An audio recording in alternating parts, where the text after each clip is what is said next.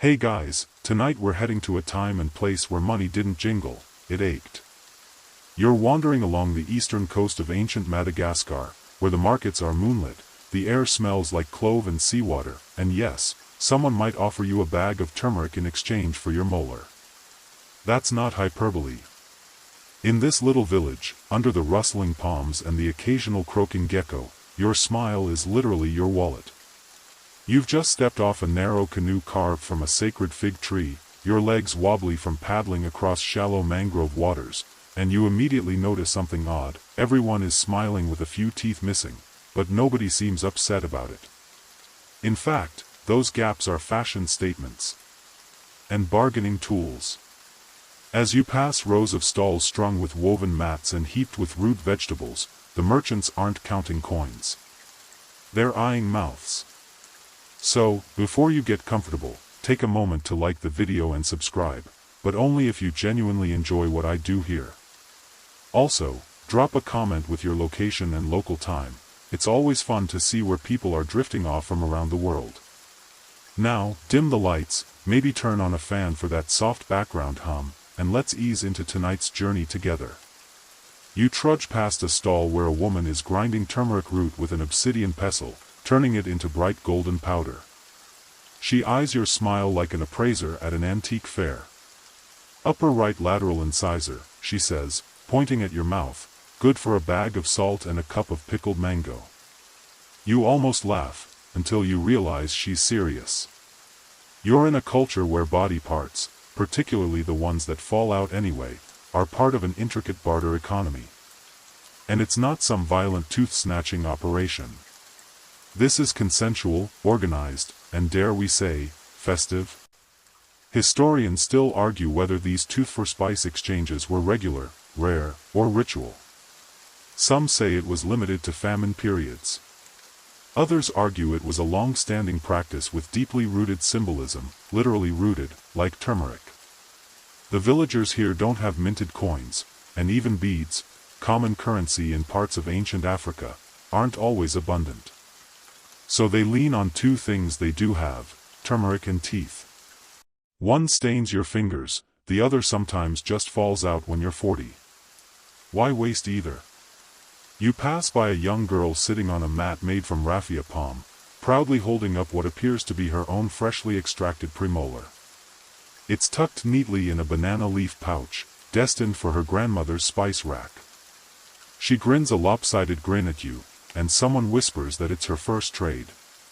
Coming of age through oral economy. But why turmeric? Why not pepper, or rice, or clay? Well, turmeric is sacred here, not in the thunderclap and lightning way, but in the slow, daily kind of sacred. It's medicinal, culinary, and aesthetic. It's used to dye clothing, treat infections, purify water, and, when mixed with coconut oil, to shine one's skin for dances under the moon. One old man even claims it keeps crocodiles away, though, to be fair, he also thinks lemons cause memory loss.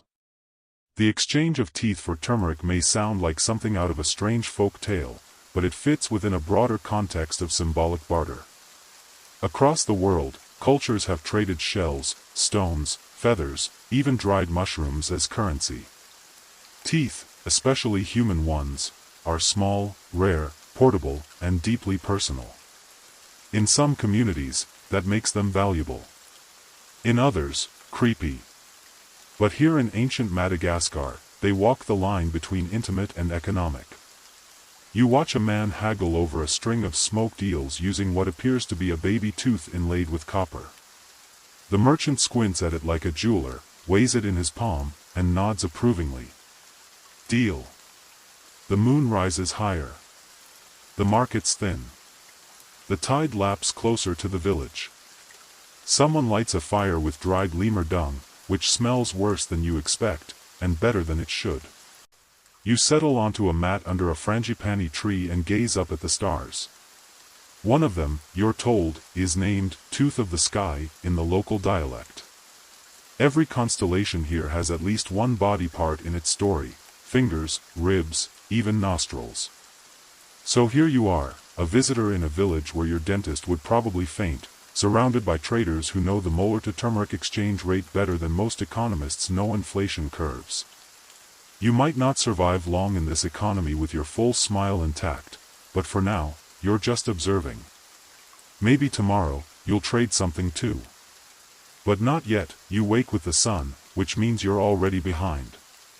The village moves quickly at dawn, baskets are balanced on heads, fishing nets untangled, and the turmeric stall you saw last night now hums with buyers. You stretch your jaw instinctively, checking to make sure all your teeth are still where they were. They are, for now. Your host, a wiry man named Ramiadana with only 7 visible teeth but more smiles than you can count, hands you a breakfast of mashed taro root, dried anchovy, and, you guessed it, a sprinkle of turmeric. Good for your gut, he says with a wink, but even better for trade. He chews slowly, thoughtfully, with his left cheek bulging slightly where a missing molar should be. It's not an absence he regrets. In fact, he proudly tells you that tooth bought his wife's wedding necklace. You decide to shadow him for the morning, and quickly realize his bartering logic is anything but random. He's meticulous, assessing each tooth not just by size or color, but by sentimental backstory. This one, he says, tapping a canine he keeps in a small woven pouch, came from a chief's brother. He bit a stone trying to impress a girl. Apparently, that adds value. By mid-morning, you've witnessed at least 3 barter exchanges involving teeth. One woman uses a pair of incisors to purchase a beautifully carved wooden comb.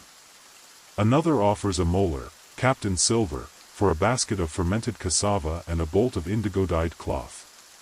The third is the most fascinating, an elderly man trading a child's tooth he'd worn as a pendant since the boy died young. The trader accepts it solemnly, placing it in a ceremonial jar alongside 5 others. Historians still argue whether these exchanges were purely economic or deeply spiritual. Some records suggest that teeth symbolized life force, while others dismiss that as modern projection. What is certain, however, is that every tooth carried a story, and story adds weight. Later, you find yourself near the rice paddies, where barefoot boys slap water with long reeds to scare off birds. Ramiadana shows you something surprising, a clay tablet, etched with symbols he explains are old record-keeping marks. This one, he says, tracks a tooth for rice exchange that happened last season during a minor drought. The family traded 3 teeth and received enough rice to survive until the rains returned. In this community, molars mean survival. You ask whether anyone just fakes a trade with animal teeth. Oh, we tried that, he says, laughing. Once. But the turmeric aunties know. These so-called aunties, elder women who inspect, verify, and grade teeth, are feared and respected like medieval notaries with very sharp vision. They can tell if a tooth comes from a pig, a lemur, or heaven forbid, a bat. Faking it isn't just frowned upon. It's embarrassing. And gossip here travels faster than fire on dry palm leaves. Speaking of the turmeric itself, it's not just a spice. It's a symbol. In this village, turmeric means health, hospitality, and happiness. It's part of almost every meal, smeared onto baby foreheads during naming ceremonies, and even mixed with mud to polish sacred stones in the village's ancestor shrine. The yellow hue is considered lucky, radiant, and slightly divine, like a smile without guilt. The best turmeric comes from a patch of hillside soil just beyond the banyan grove, where the roots grow thick and gnarled like old fingers. A teenager named Farah leads you there, carrying a bundle of harvested roots in her arms. She explains that the younger the root, the sharper the flavor, but the older it is, the better it is for dye. It's an art, not a science. You pause to smell the fresh turmeric, earthy, citrusy, almost peppery. It tingles your nose. Farah smiles, revealing a tooth gap proudly filled with a tiny carved sliver of polished shell. That one, she says, got me 2 cups of coconut cream and a beaded bracelet. She doesn't seem to miss it. In fact, it's a point of pride. You sit together under the shade of the banyan tree, turmeric leaves rustling above. Villagers walk past in pairs, carrying goods, telling stories, occasionally laughing loud enough to send a sleeping rooster into a panic. It's peaceful here, but not sleepy, at least, not yet. The wind carries the smell of roasting breadfruit, and the faint sound of a nose flute drifts in from somewhere behind the forest line. Ramiadana plops down beside you, grinning again. You understand now, he says softly. Teeth are part of the story. They come out eventually. Why not make them useful? You nod. Somewhere in your modern mind, a part of you still hesitates at the idea. But another part, the part sinking into the rhythm of barter, the golden dust, the contentment on people's faces, starts to get it. Just then, a child runs past holding a pouch and giggling. You hear someone shout after him, "Come back with your sister's tooth." And the whole village chuckles. It's not just economics here. It's culture, memory, even comedy. In this quiet corner of ancient Madagascar, missing teeth aren't a mark of poverty, they're proof that you're living, sharing, and yes, occasionally chewing with a bit more care. You wander into the village workshop district, if you can call a circle of sun-dappled mats and palm leaf roofs a district. Here, people are carving, weaving, mashing, and staining, creating goods to trade, sure, but also making art for the sake of ritual, beauty, and the occasional family bragging rights. The most striking work today? Tiny ornamental boxes made specifically to hold traded teeth. Yes, they've built a whole sub-economy around dental storage. You kneel next to an old woman with a cataract in one eye and the hands of a surgeon. She's chiseling miniature boxes from blackened driftwood, lining them with crushed turmeric paste so that the tooth doesn't lose its memory, she says. Some are inlaid with mother-of-pearl. Others carry little carvings, animals, wave patterns, faces with wide grins and even wider gaps. One box has 5 tiny compartments, like a spice rack for molars. She lets you hold one. It smells faintly of smoke and spice and has the density of something sacred. You ask if people bury these boxes. Sometimes, she replies. Or pass them down. Or burn them when they're full. Depends on the family story. Historians still argue whether these dental containers were considered family heirlooms, practical storage, or symbolic offerings. There's evidence of both utility and ritual. One theory suggests that the ashes from burnt tooth boxes were mixed into healing salves. Another claims they were scattered in sacred rivers as tribute to water spirits. No one agrees. Everyone speculates.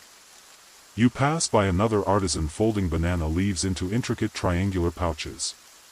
These are for more temporary exchanges, like a purse made of produce. A molar might live in one for an afternoon before it's handed off in exchange for smoked bush rat or a gourd of palm wine. Fast trade packaging.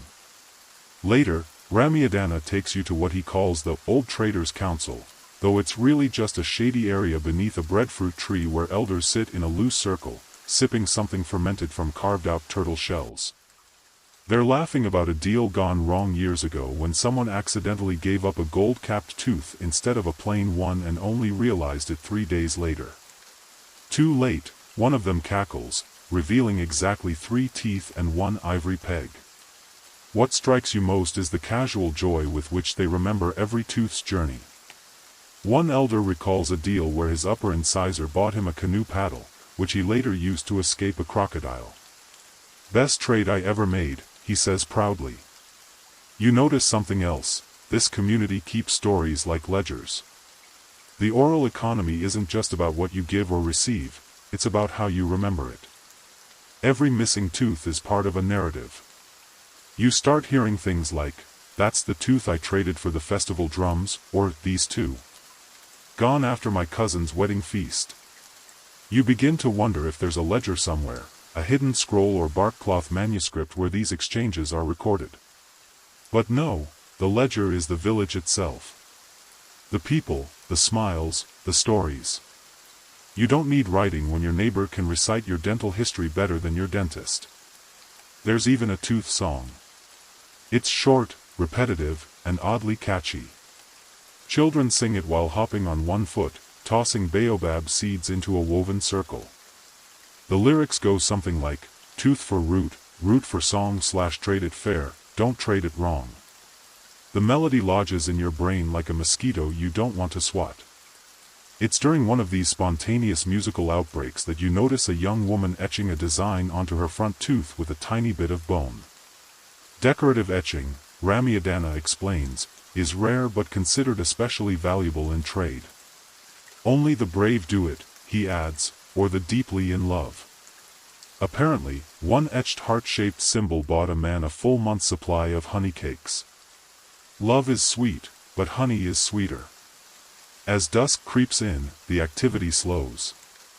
You sit with Farah again near the turmeric grove.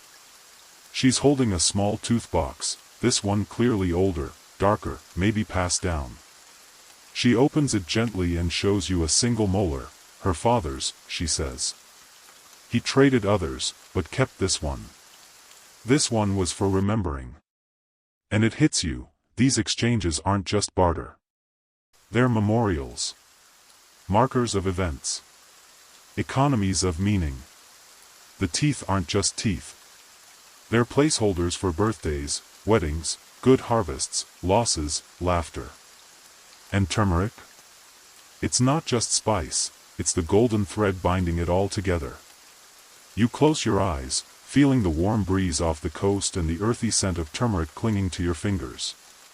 Somewhere, someone is laughing again, probably about another tooth swapped too soon, or a story misunderstood. That's okay. In this village, every mistake becomes a tale. Every tale, a trade.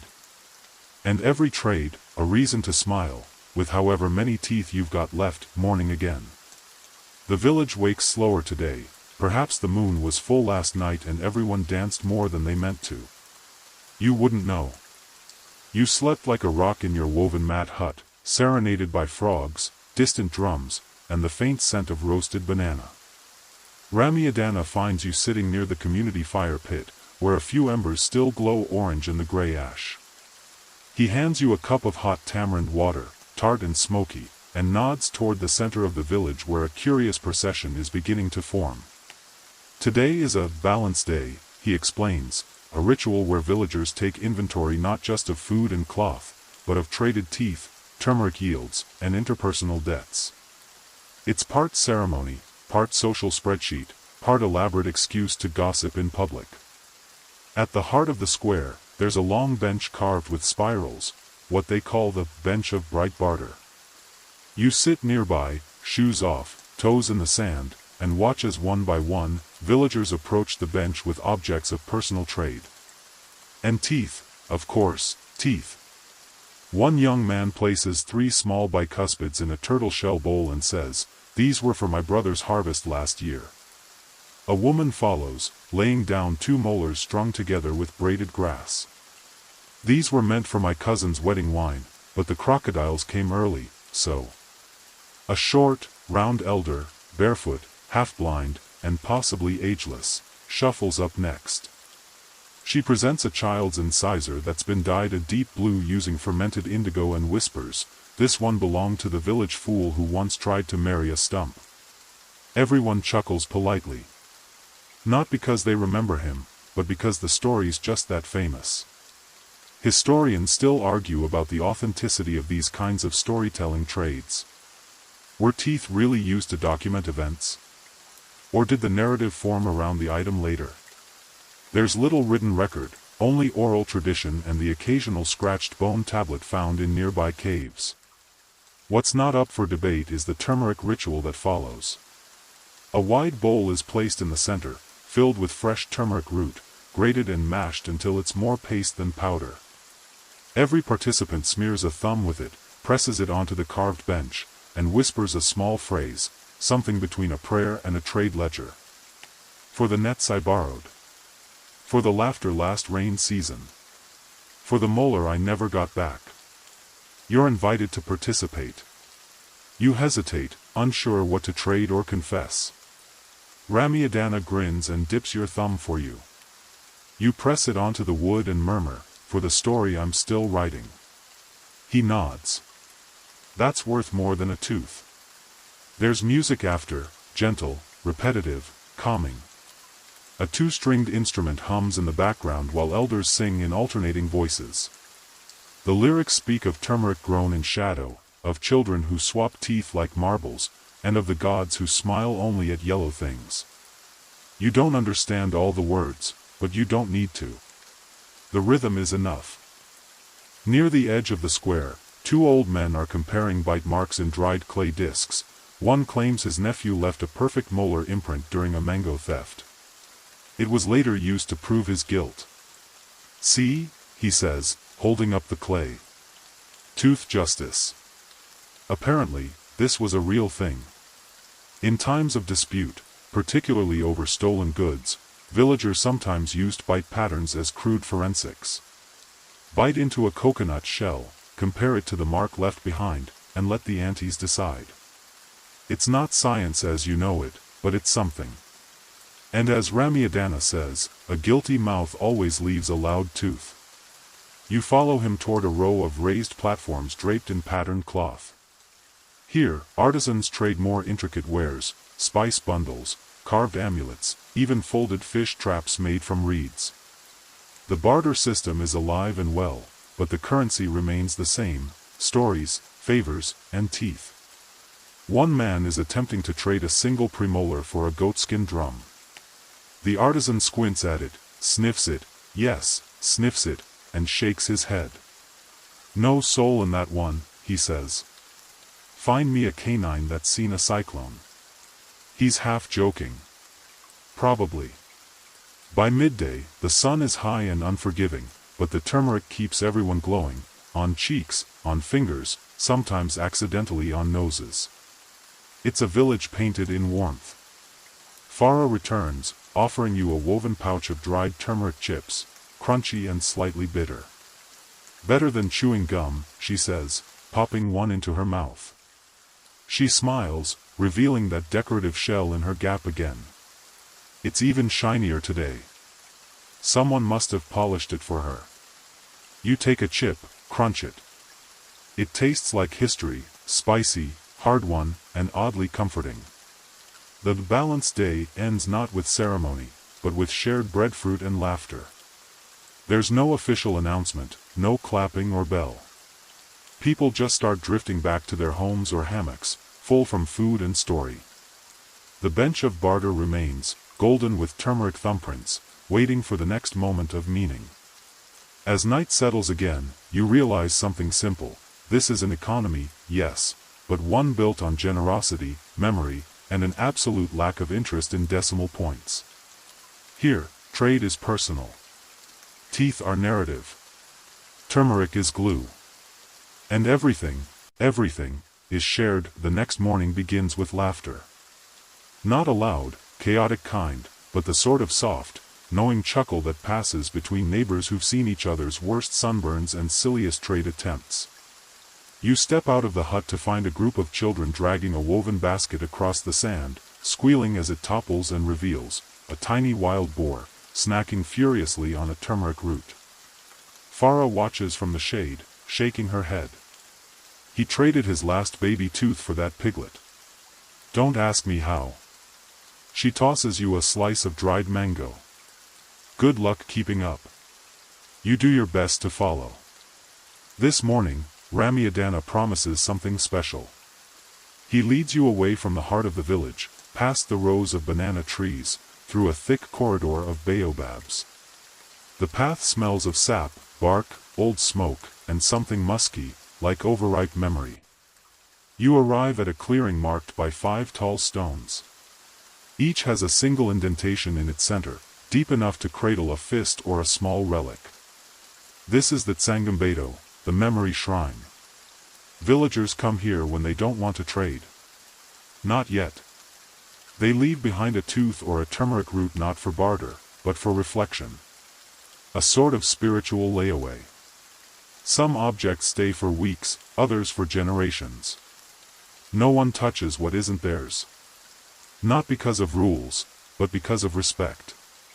Ramiadana gestures to one of the indentations. A child's molar rests beside a turmeric blossom, drying into powder under the sun. That's from Mira.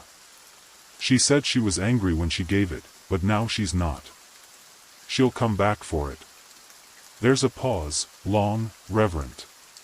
You hear birds, wind, a distant splash that could be a frog or a myth. You almost ask if people pray here, but the answer is clear in the silence. This isn't about asking. It's about placing, letting go, remembering. Historians still debate whether the Tsangambeto served a spiritual purpose or simply acted as a communal safety deposit box. There are stories of buried treasures found nearby, boxes of teeth, yes, but also carved tusks, bone whistles, even sealed gourds filled with sand. Offerings? Savings? Secrets? Probably all three. Ramiadana lets you approach the stone. You don't have a tooth, but you've kept a small sliver of turmeric root in your pocket from the last trade circle. You set it down gently in the hollow. It fits too well. He says nothing. Just nods. You walk back in near silence, and the wind shifts. Carrying the scent of rain and toasted maize, it reminds you that this island does not pause for sentiment. Something's always blooming, rotting, drying, or being pounded into powder. Back in the village, a commotion has broken out near the central fire pit. An elder woman named Vela is holding a carved gourd over her head, shouting triumphantly. I found it. After 6 years. She shakes the gourd, and something rattles inside. Not coins, teeth. 3 of them. Turns out, she had once traded 3 of her late husband's molars for a prized goat during a long drought.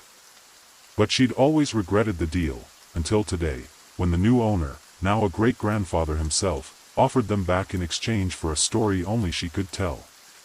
A love story. Involving a fish, a thunderstorm, and a singing fern. You don't get the full version. Not yet. But she promises to tell it at tonight's fire. There's a sudden roar of clapping, laughter, ululating. Someone starts a song. This isn't just celebration. It's a full-circle moment. A sacred refund. One woman nearby whispers, she traded grief for turmeric. Now she got memory back. You wonder if there's a word in Malagasy for that feeling, the restoration of something you never expected to return. You spend the afternoon watching people prepare for a small festival. Not the kind with feasts or masks, but what they call a soft remembering. A quieter kind of gathering. Turmeric is spread in circles on the ground. Teeth, some carved, some plain, are arranged in spirals on banana leaves. Every piece has a story. Every story has a teller. Every teller gets mango slices and a place near the shade. Children are playing again. One tries to trade a particularly round baby tooth for a monkey's tail, but the monkey, wisely, declines. You sit next to Farah as she polishes a small gourd filled with old turmeric dust. This one belonged to my grandmother. She used it to mark the door when someone left the family. Not in anger. Just to remember who we were before. There's something so quietly human in it. A way of using the most personal parts of the body, your teeth, to remember the most fleeting parts of the soul, moments, feelings, goodbyes. Even as the light begins to fade again, the stories continue. Not rushed. Not even necessarily shared. Some are murmured only to the trees. Others are sung out loud with dancing and stick drums. But all of them sit like spice on the air, bright, pungent, unforgettable. Twilight wraps the village in a sleepy gold, and the air carries the low hum of a dozen cooking fires. You follow your nose, smoke, crushed garlic, coconut milk, and a sharp sting of something earthy and familiar. Turmeric again, of course. But this time, it's being toasted in wide clay pans, ground with chili and tamarind, stirred into bubbling stews that steam in the open. Tonight isn't just for stories, it's for the tongues too. A communal meal is being prepared, a festival of flavor, history, and yes, forgotten teeth. Farah waves you over and hands you a woven tray lined with banana leaves. Help wrap these parcels, she says, showing you how to fold rice, turmeric roasted breadfruit, and a handful of dried anchovies into tight, palm-sized bundles. Each bundle is labeled with a single mark, a carved tooth icon inked with soot. This one's for love owed. That one for a trade unkept. Another for a story never told. They'll be eaten in reverse, she explains. What isn't said can be digested instead. It sounds like metaphor. You're assured it's very literal. While you work, an old man named Tsivo pulls up beside you, dragging a short stool and a bundle of string. His gums are mostly bare, but he chews ginger like it's going out of style. He's a former toothbroker, someone who, back in his prime, could tell your family line from a single molar. Upper right bicuspids run on your mother's side, he says, pointing with a knobby finger. That slight ridge? A sign your people prefer wet season weddings. I'd bet a full root it's true. You don't argue. It sounds plausible. Maybe even true. Why not? Historians still question whether figures like Tsivo were literal specialists or simply charismatic old men with very good memories. Some anthropologists suggest these toothbrokers served as part genealogist, part matchmaker, part memory keeper. Others think they were glorified gossip collectors with a flair for dental theatrics. Either way, they made their mark. And here Tsivo is, now stringing together a necklace of talking teeth, molars with tiny holes drilled through the root. Each one has a word scratched in: Zavatra, thing; Fahatsiarovana, remembrance; Sandoka, forgery; Mamaratra, shine. He ties them one after the other, humming a tune only he remembers. They rattle when you lie, he winks. You don't ask how he knows that. You just help him tie the final knot, and in return, he lets you wear the necklace for a moment. It's heavier than you expect. Not in weight, but in presence. Every tooth feels like a voice. As darkness falls, the villagers gather around the central fire, their turmeric-stained hands glowing orange in the flickering light. The air is thick with spice, laughter, and anticipation. A boy steps forward to tell the first story of the night. He's about 10, missing a few teeth of his own, and grinning ear to ear. His tale is simple: a chicken who thought it was a crocodile, and the egg it laid that turned into a canoe. Everyone listens intently, even the elders. No one interrupts. At the end, someone offers him a fresh sliver of turmeric in trade, not because the story was profound, but because it was shared with courage. That's how it works here. You hear more that night: a tooth given to win a grandmother's forgiveness. A turmeric paste used to mark the path of a dream. One woman shares how she once swallowed a sacred incisor by mistake, and now her youngest child speaks only in metaphors. Another tells of her brother who traded 3 teeth to make the rains come early, and they did. Or so she claims. And through it all, the turmeric flows. Into food. Onto skin. Around the rim of cups filled with fermented banana wine. It stains lips, shirts, songs. No one minds. Farah leans against you, shoulder warm, voice low. You know, we used to believe turmeric had a memory of its own. That it carried your thoughts. That if you rubbed it on your chest before bed, it would remember your dreams for you. You glance at your turmeric-streaked hands and wonder what they now know. What memories they might be holding, waiting to be released in sleep. Later, when the fire is low and the children have dozed off in hammocks, Tsivo stands one last time. He holds up a small tooth, brown with age, root intact. This, he says softly, was mine. The first I ever traded. For a clay whistle that couldn't sing. But I kept the song anyway. He tosses it into the coals. It crackles, turns white, vanishes. Everyone watches in silence, not because it's sad, but because it feels right. And then, quietly, they drift away. One by one. Some to homes. some to mats beneath the stars, some to dreams painted in turmeric and strung with teeth. You sit there for a while longer, listening to the last pops of the fire, the soft breath of the wind, and your own heartbeat slowing to the rhythm of this place. A rhythm older than maps, deeper than trade, stranger than fiction. Sleep is already curling around you. But you resist, just a little longer. Just enough to remember this. You've eaten memory. Worn it. Helped tie it into stories. And now, you carry it too. You wake to roosters crowing and a faint ache in your back, not the sharp kind that demands attention, but the gentle sort that says, you slept on a woven mat under the stars, and yes, your body noticed. A light mist clings to the morning air, and someone's already pounding turmeric root with a pestle, the thud-thud-thud echoing like a heartbeat through the village. Breakfast is sweet cassava cakes and honey water served in small, curved shells. You sit with Farah and 2 other villagers beneath a canopy of drying palm fronds. Everyone eats in silence, the way you might at a sunrise service, or the morning after a big revelation. Ramiadana arrives with a grin and an armful of something unexpected, old scrolls. Or rather, bark pages etched with symbols, tied together with fibrous thread. The tooth logs, he announces. From the eastern forest lineages. Turns out, some ancient Malagasy villagers recorded tooth trades, not in words, but through pictographs and mnemonic devices. These records weren't kept for accounting purposes. No one was chasing payment.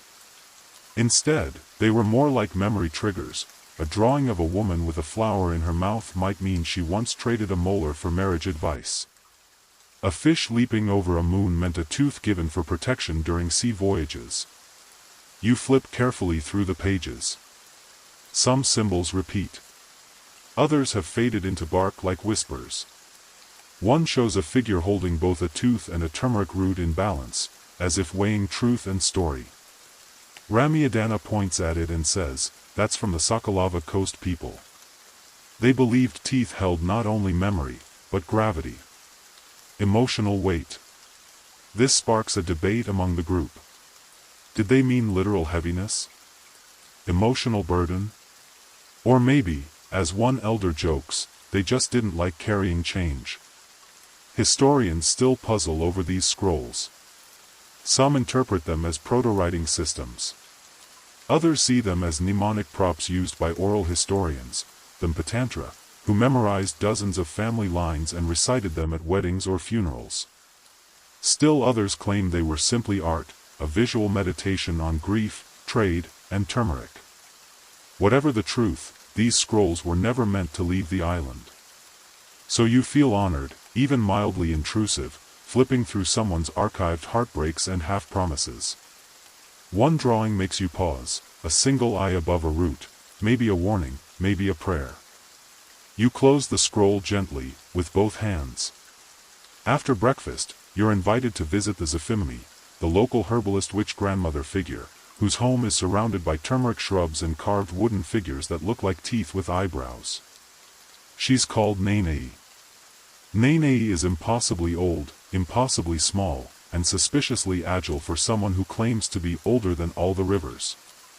Her hut smells like ginger, old rain, and stone. She invites you in with a nod, offers a bitter root to chew, and promptly begins sorting her tooth bag, which turns out to be a centuries-old leather pouch filled with polished baby teeth from past trades.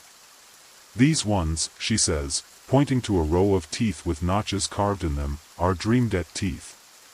Given when someone promised to dream something specific for someone else. You blink. That's a thing? She nods, unamused. It was very serious. If you promise to dream of your brother's missing goat, you'd better find that goat. In the dream. Or return the tooth. This makes a weird kind of sense. After all, dreams here are not private. They're part of the community's emotional economy. People wake up and report them like weather. Some dreams bring luck. Some predict rains. Some get you out of chores. And apparently, some are paid for in enamel. She lets you hold one, a tiny incisor marked with 2 dots and a scratch. "This one was mine," she says.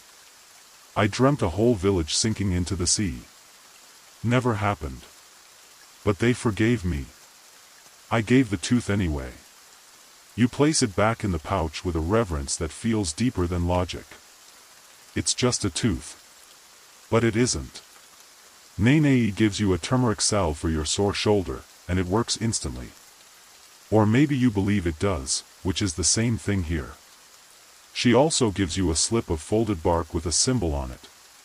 Put under your pillow. For dreams. But also, for return. You don't ask return of what?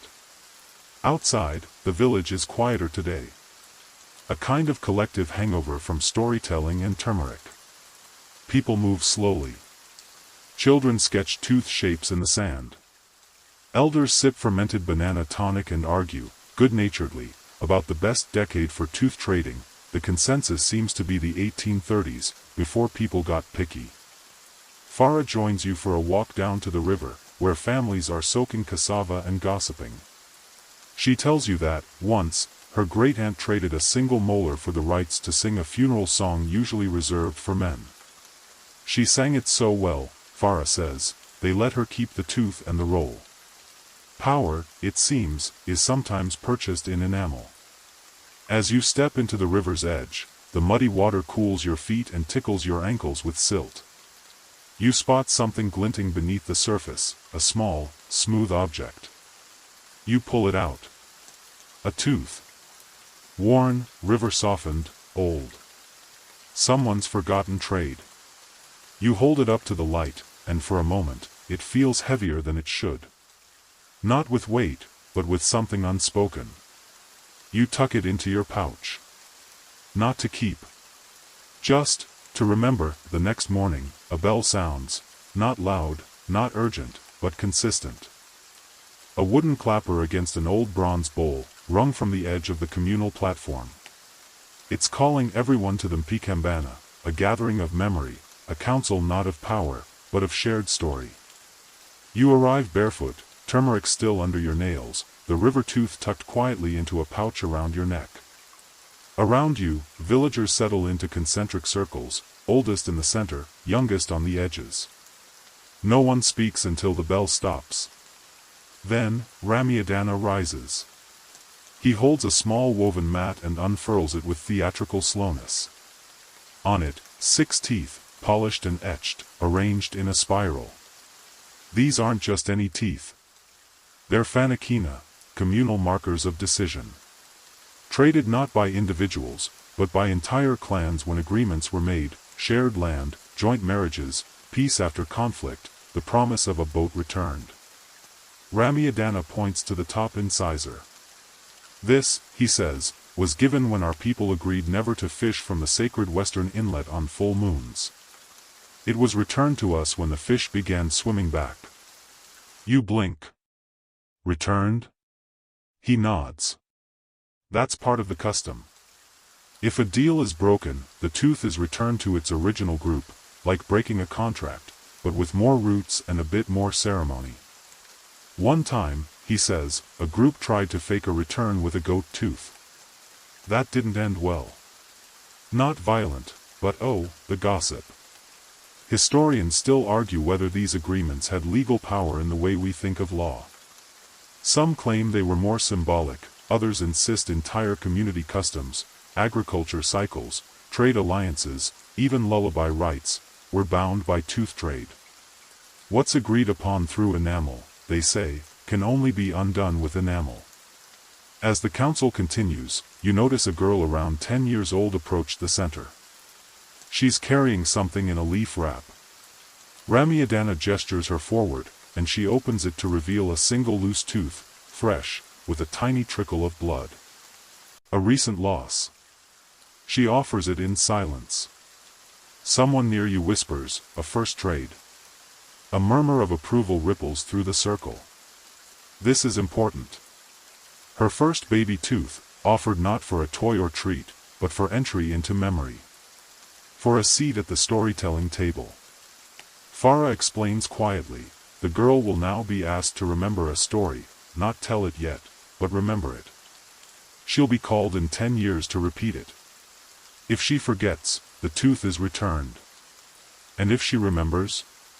She gets a second one, Farah says, smiling. A gift tooth. Not her own. Someone else's. Memory made communal. You sit with that for a while. The idea that ownership of teeth could be passed on, not just to recall a family tree or a debt, but to preserve a feeling, a night, a village promise. The council disperses slowly, people returning to their day's work, fishing, weaving, fermenting sugarcane. You linger behind, and Ramiadana calls you over. You've been carrying something, he says, eyeing your pouch. The river gave it to you? You nod, opening the pouch to show the tooth. He studies it a moment, then makes a soft sound, somewhere between a sigh and a chuckle. This one was mine, he says. Wait, what? He turns it in his palm. Lost it when I was 12. Traded it to an old woman for a dried ginger root and a bedtime riddle. She never told me the answer. Said it would come back one day. You raise an eyebrow. Anne. He shrugs. Maybe you're the answer. You both laugh, but he doesn't return the tooth. He hands it back to you with surprising gentleness. It wants to travel again.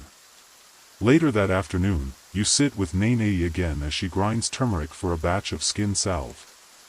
She's muttering the names of her own teeth as she works: first trade, heartbreak, mango season, the time she laughed so hard at a funeral she had to leave.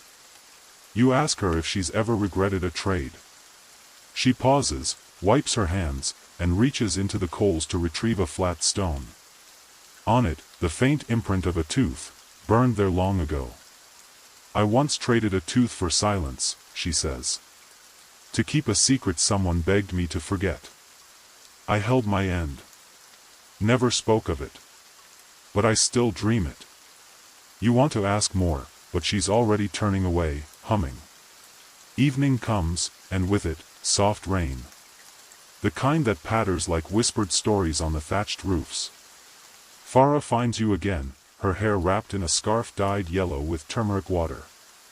She hands you a carved piece of wood, a stylized molar, split down the middle. One half stays with you, she says. The other stays here. You ask what it means. She smiles.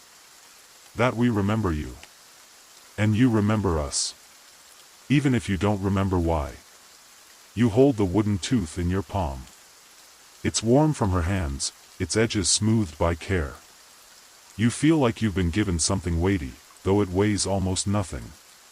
That night, you sleep beside the fire pit, the tooth in one hand, the dream bark from Nene under your head, and the river tooth nestled back in its pouch. In your sleep, you see a crocodile made of turmeric roots, swimming through a sea of molars, whispering riddles in a voice you almost understand. You wake up smiling, you wake to the sound of laughter, bright, clean laughter, like morning light through bamboo slats. Outside, the village is already alive. Children chase each other around drying racks of turmeric, and a man with impossibly long arms is carving a giant tooth out of wood. You stretch, brush sand from your knees, and feel something crinkle under your head.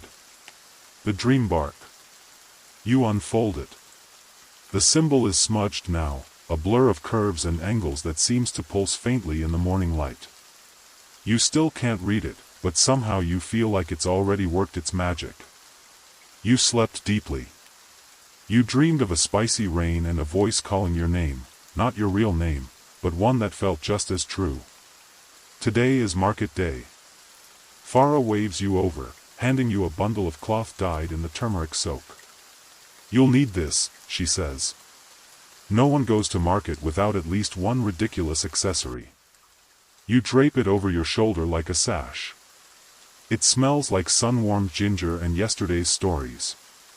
The market isn't far, just past the groves where the teeth trees once grew, through a corridor of black stone boulders etched with ancient markings. Farah walks beside you, explaining that some people used to carve their teeth into the rock when a trade was too important to risk forgetting. Like little declarations, I gave this tooth for love. This one for a safe journey. This one so my daughter's fever would break. You pause at one engraving, a single tooth beside the outline of a woman's hand and a spiral. Farah touches it gently. That one's still debated, she says.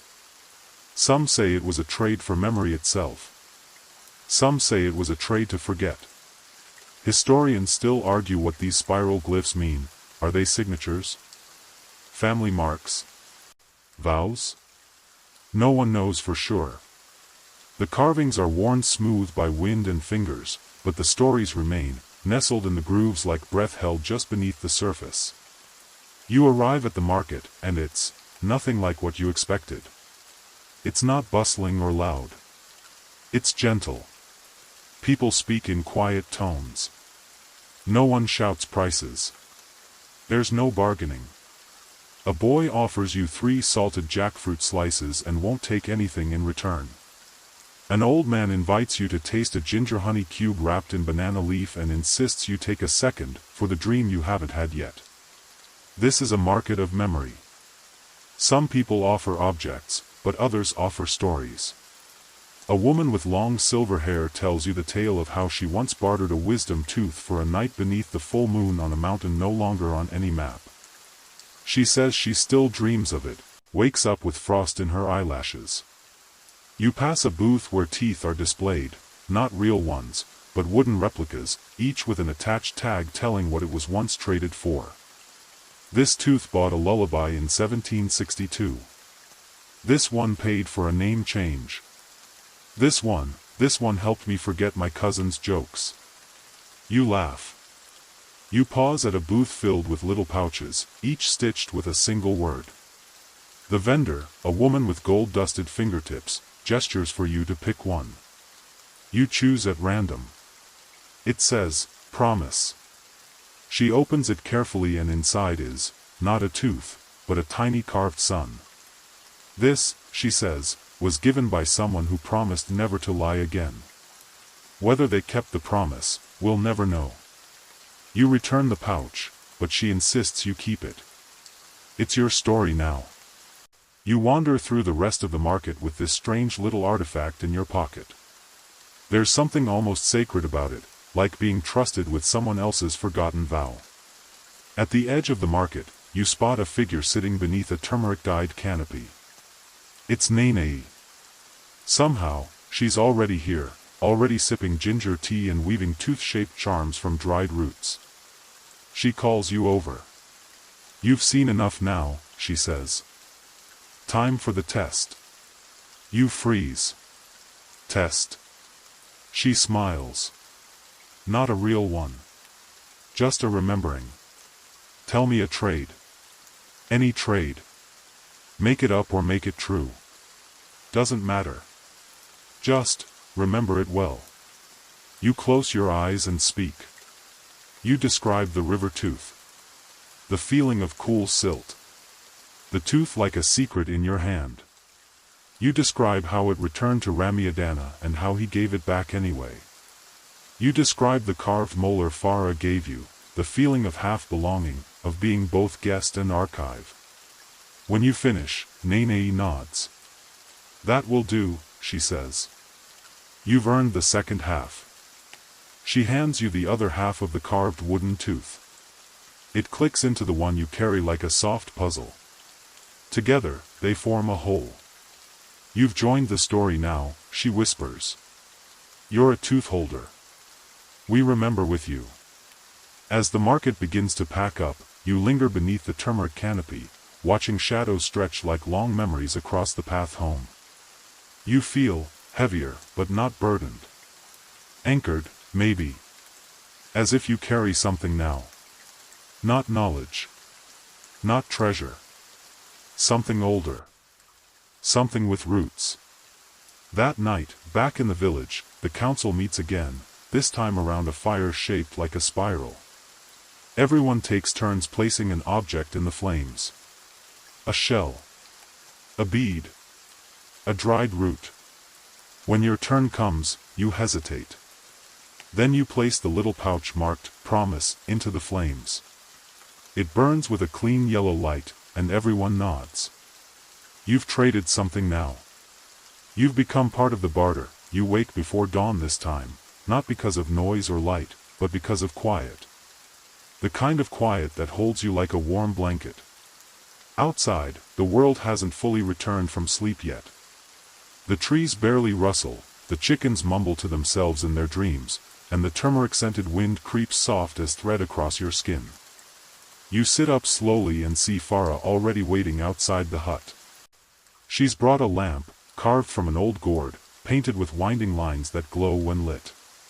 "We're going to the Whispering Rocks," she says. No further explanation. Just that. So you walk with her, past the bamboo groves and the giant termite mounds that look eerily like rows of silent statues. The sky lightens from indigo to that soft, improbable pink that only shows up right before sunrise, as though the day hasn't quite committed yet. You reach a cluster of boulders stacked like forgotten teeth. Some are polished from age and contact. Some are jagged, cracked open by storms or stories too heavy to contain. "These are the Whispering Rocks," Farah says, "where teeth once told tales on their own." "How?" She taps one rock, which emits a soft ringing sound. The old shamans believed certain molars had a memory of vibration. That if you ground a tooth just right and tucked it into a hollow stone, it could remember voices.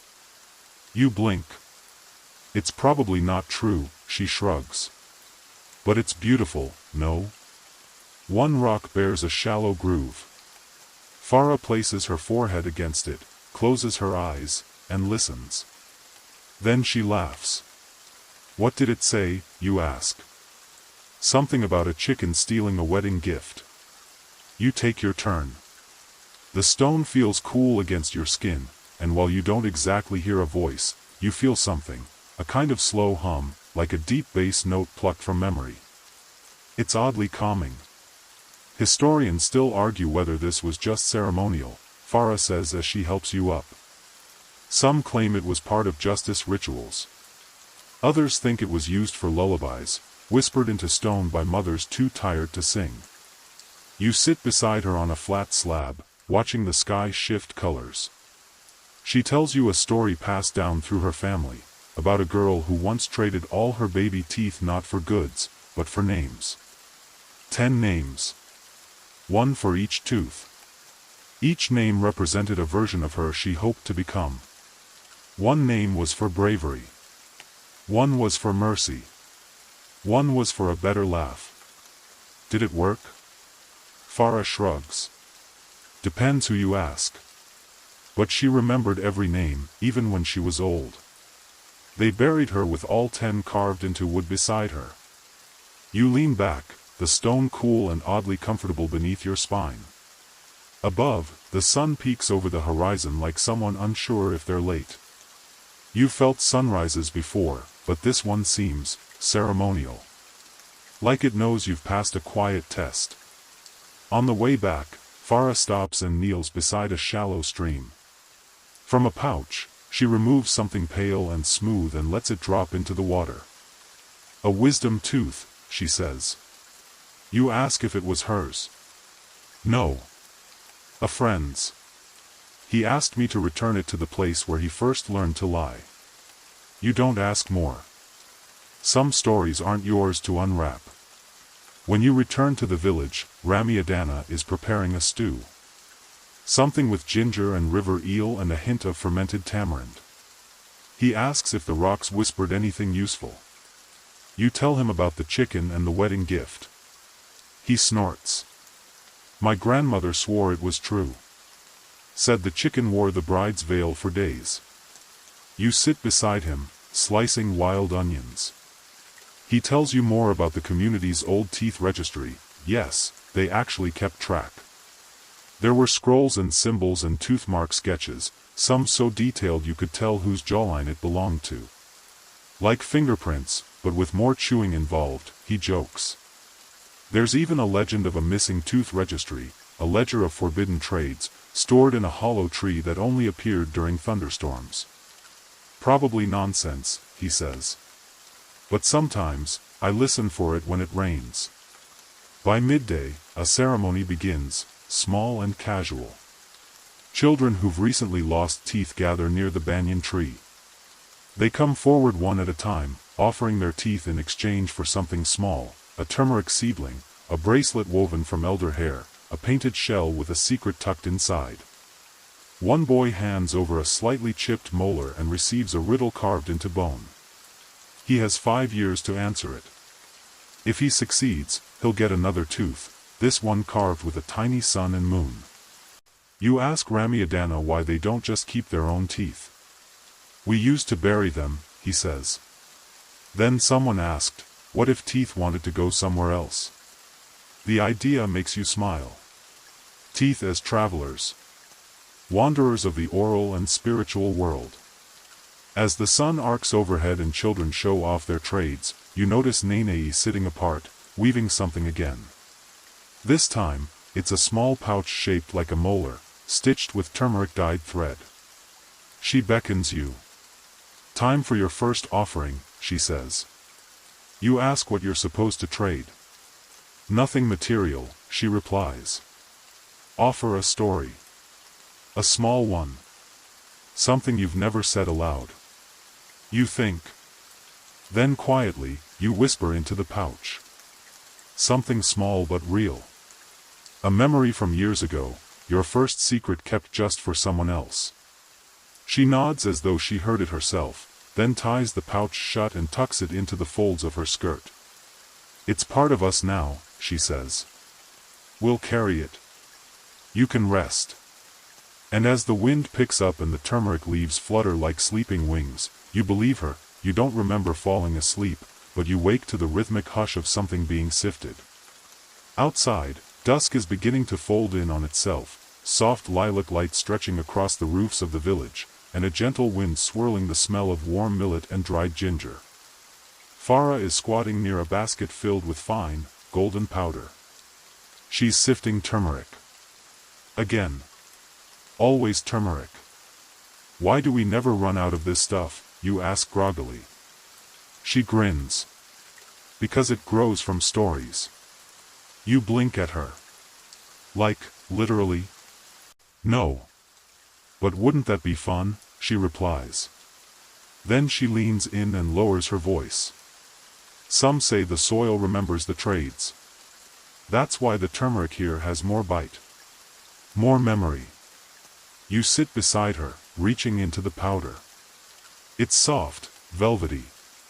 You run your fingers through it like it's a sandpit of old secrets. She hands you a small gourd flask. Drink, she says. Turmeric and river mint. For clarity. It tastes like yellow lightning and cool moss. Tonight, she explains, there's a tale swapping. It's different from the bartering markets or the whispering stones. This is verbal. No items. Just trades of memory, myth, and imagination. The rule is simple. Give one story, receive one story. No repeats. No names. You gather at the village circle. People arrive in cloaks and masks, not to conceal themselves from others, but to let the stories breathe without the weight of identity. You borrow a mask carved from dried pandanus leaf, shaped like a lopsided chameleon. The fire is small, but the shadows it casts are enormous, leaping across walls like giants playing tag. The first trade begins. An old woman offers a story about a canoe made from the rib of a sea serpent. In return, she receives a tale of a boy who swallowed a firefly and glowed for 7 years. Then a young girl trades a dream. She says she once flew using only a single word whispered backward. In exchange, she hears a story about a dog that forgot how to bark but learned to write poetry. You start to understand that these aren't just tales. They're trades. The moment a story is spoken, it belongs to someone else. If you carry it well, you earn the right to pass it on. But if you tell it sloppily, or for attention, it shrivels. Loses magic. Fades. When it's your turn, your palms go sweaty under the mask. You offer a tiny story. The one Nene asked you to whisper earlier, the secret memory, rewrapped in slightly different words. A kindness you once did and quickly forgot, but someone else remembered for years. The crowd nods silently. In return, someone gives you a story about a tooth that could sing lullabies if placed beneath the right kind of pillow. The lullabies were in a language no one remembered, but the tone was always right. Some people said they dreamed better dreams when that tooth was near. You hold that story like a small candle. You don't know why, but it feels important. Later that night, you sit with Ramiadana beneath the banyan tree. He's carving something, small, round, and ivory-colored. You lean closer. A tooth. But not real. Carved from turmeric roots soaked in river ash. He hands it to you. A traveler's molar, he says. It's not for chewing. It's for holding on. You ask what it holds. Usually something you forgot you cared about. You roll it in your palm. It's smooth, but not perfectly so. There's a tiny bump near the root, like a hidden note. He tells you about the first recorded tooth for turmeric trade, at least as it was told in his family. A boy had a sore mouth, too many sweets from stolen honey jars. His grandmother gave him turmeric to chew for the pain. It worked so well that when he lost the tooth, he offered it back to the turmeric patch, saying, "You helped me, now I help you grow." The patch bloomed bright gold the next season, and the tradition began. Of course, historians still argue whether the story is older, possibly predating written records, or if it was a colonial misreading of a fertility rite. Some even think the whole thing started as a metaphor that was eventually taken literally. Either way, here you are, in a village where teeth are currency and turmeric is both medicine and memory. Ramiadana adds the final polish to another molar-shaped carving. "Want to try carving one?" he asks. You do. Sort of.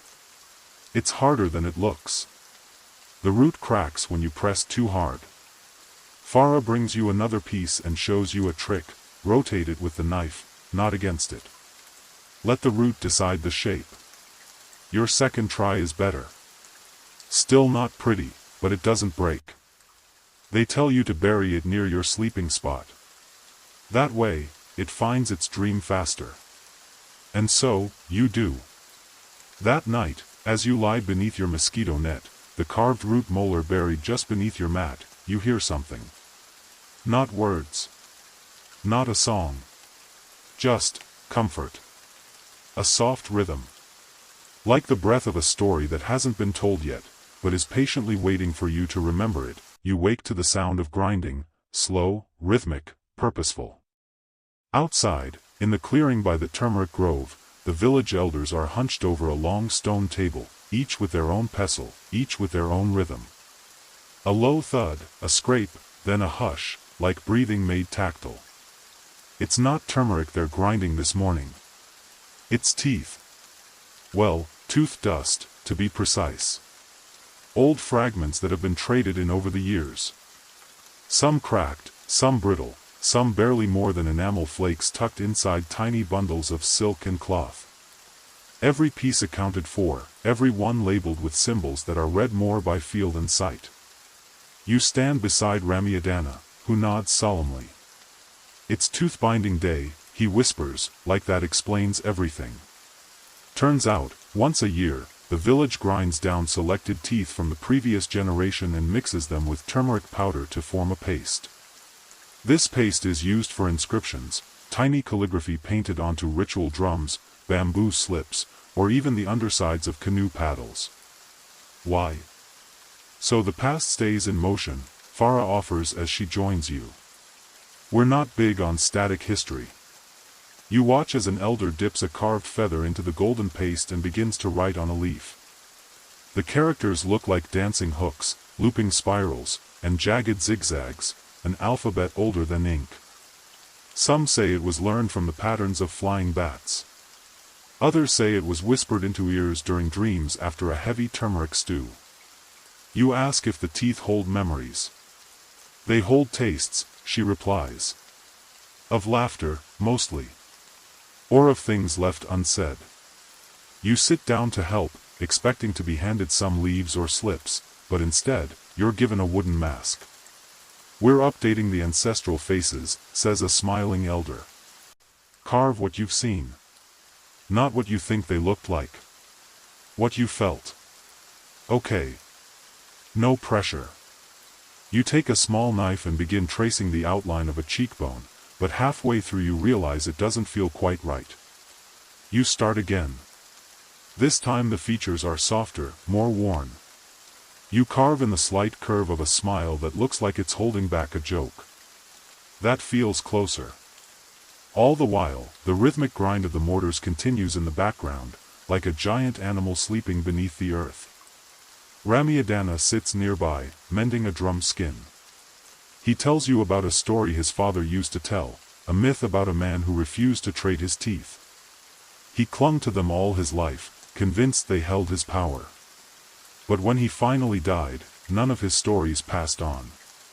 His memory just slipped, Ramiadana says, tracing a stitch.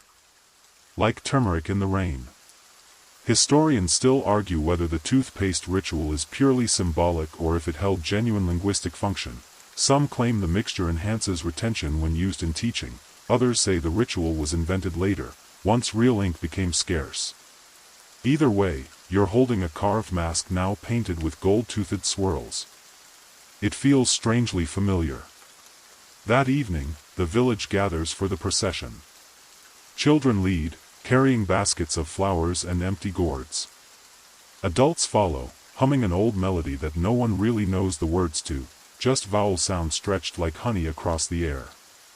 You walk in the middle, your mask in hand, your feet brushing soft dust as petals fall from above. At the head of the line, Farah carries a large gourd painted with dozens of tiny molars. Inside is the remaining tooth dust, mixed now with ash and crushed ginger. This will be sprinkled across the river, as thanks. You ask why the river. Because the river forgets slowly, she says. And sometimes, that's a blessing. At the bank, each person takes a pinch of the dust and lets it drift into the water. Some make wishes. Some murmur prayers. One old man tells a joke under his breath as he releases the powder, something about a crocodile with dentures who became a vegetarian. Then it's your turn. You kneel, press your fingers into the dust, and scatter it with a flick. For a moment, the gold particles hang in the air like tiny suns. Then they fall, soft as snowfall, vanishing into the current. And that's when you see them, faces reflected in the water. Not yours. Not Farah's. Others. Dozens.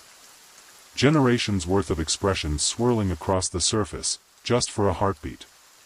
When you blink, they're gone. The river ripples on, indifferent as always. Back at the village, dinner is light, roasted cassava, sautéed greens, a spiced lentil paste with far too much clove. You sit beneath the elder tree, where Nene is already snoring gently beside a pile of unfinished weaving. Ramiadana sits down beside you and offers you a drink. Sweet turmeric and tamarind, he says. For peace. It tastes like nostalgia soaked in sunlight. He hands you a small gourd necklace. Inside is a sliver of carved root. Your first trade, he says. Not your last. You look up at the stars. They seem closer tonight. Or maybe it's just the turmeric in your system talking. Either way, the grinding has stopped. The paste has been used. The stories have been swapped, sung, and whispered into rivers. And you? You're part of it now. You've given your story. You've taken another. You've carved, traded, buried, and remembered. You close your eyes. Somewhere, far off, a drum painted with golden molars begins to play. Slow. Gentle. Like the heartbeat of a story settling in for sleep, the next morning begins not with the usual birdsong, but with the thrum of distant footsteps, slow, measured, deliberate. You sit up, rubbing your eyes. The village is stirring, but no one looks alarmed. Instead, there's a hum of anticipation in the air, like the feeling before the first rain of the season. They're arriving, Farah says simply, tossing you a sweet yam pancake wrapped in banana leaf. You blink. Who? The teeth counters, she says, as if you should already know. Ah. Of course. Apparently, once every few seasons, a traveling troupe of record keepers arrives from the highland forests. They're not tax collectors, not priests, not traders. They're counters, historians of sorts, responsible for documenting trade patterns, oral genealogies, and, most curiously, the tooth-to-turmeric ratios used by different regions. You finish your breakfast with haste, curiosity burning like a low ember in your belly. By midday, the counters have set up their mats at the edge of the gathering square. They wear cloaks stitched from rice sacks and bark fiber sheets, decorated with miniature wooden teeth sewn along the hems. Each tooth has a different carving, some smiling, others winking, and one, disturbingly, weeping. Their tools are simple: bundles of dyed string, scrolls of banana parchment, calipers made from horn, and gourds filled with counting seeds. You sit among the villagers as one of the counters, a tall figure with a walking staff shaped like a toothbrush, begins to speak. The value of a trade lies not in the item, they say, voice smooth as polished stone, but in how long it's remembered. They proceed to ask for samples, any recently traded teeth, carvings, or turmeric pouches with personal stories attached. You watch as villagers step forward, one by one. An old woman hands over a tooth she says came from her grandmother, who once used it as a good luck charm during a particularly windy fishing season.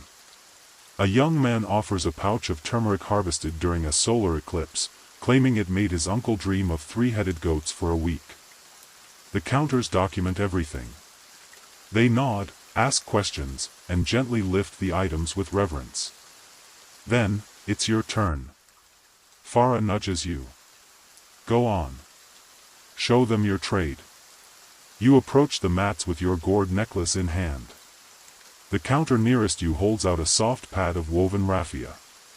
You explain, awkwardly, that the carved root inside the gourd came from your first trade, that you buried its twin, and that somehow, since then, dreams have felt a bit different.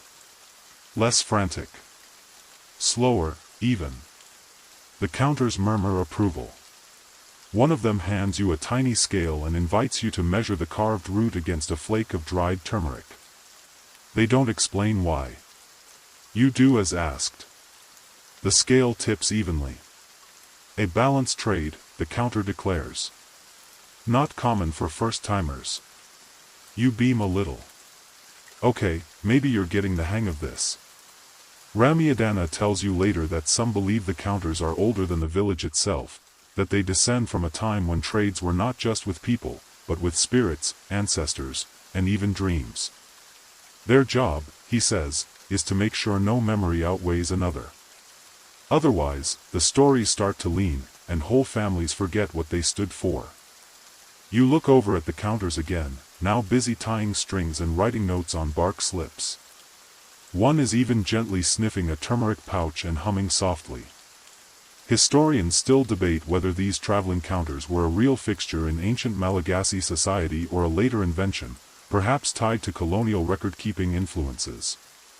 Some even think they were symbolic, metaphors for internal reflection. But the locals here treat them as very real. And rather important.